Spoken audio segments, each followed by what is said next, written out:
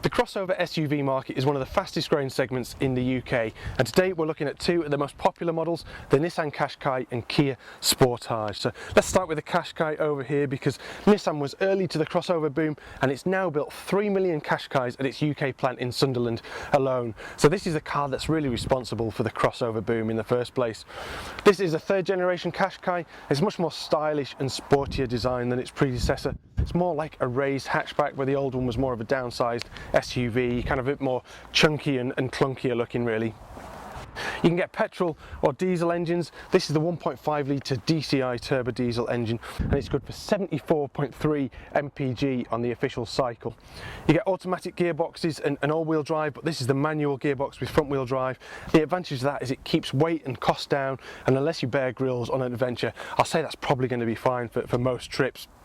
Now this car is in the Accenter premium trim, which includes cruise control, Bluetooth, 17-inch alloys and automatic headlights and wipers. And let's just have a look inside. You see we've got this hard-wearing black fabric trim, infotainment with sat-nav and a handy reversing camera as well. And let's just have a look in the back. It's quite a compact footprint, but there's still plenty of room even for adults back here. Now, Qashqai is currently number 8 of the best-selling cars in the UK so far this year, but you'll never guess which car is at number 7. It's the Kia Sportage. Now, Korean car manufacturers always used to live in the shadow of their Japanese neighbours, but then about 10 or 15 years ago they suddenly started to catch up, and there are all sorts of reasons for that, but I think in Kia's case key factors were design, courtesy of Audi's ex-design boss Peter Schreier. They've always offered great value for money, and there's an industry-leading 7-year warranty too, so they really are quite hard to beat.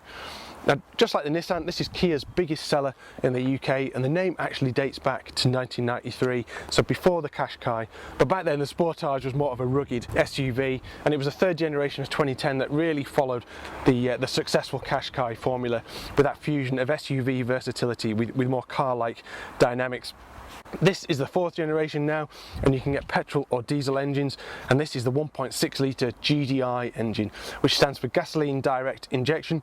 So it's the petrol, and just like the Qashqai you can get automatic gearboxes and all-wheel drive, but this one is the manual gearbox with front-wheel drive, so again comparable to the Qashqai. It is 39.8 mpg on the combined cycle, but clearly the diesels will be more comparable to the Qashqais if you fancy a diesel and more fuel economy.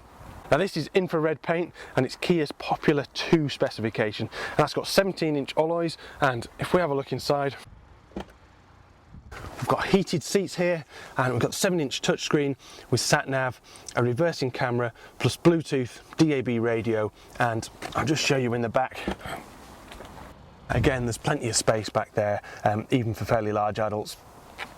Now, these two are very close rivals, but if anything the Qashqai tweaks the recipe a little bit more towards comfort, and the Sportage, as the name suggests, has more of a sporting edge. But either way, there's a really good selection of both at Motorpoint, so feel free to check out all the stock at motorpoint.co.uk, and please remember to follow us on social media for all the latest updates.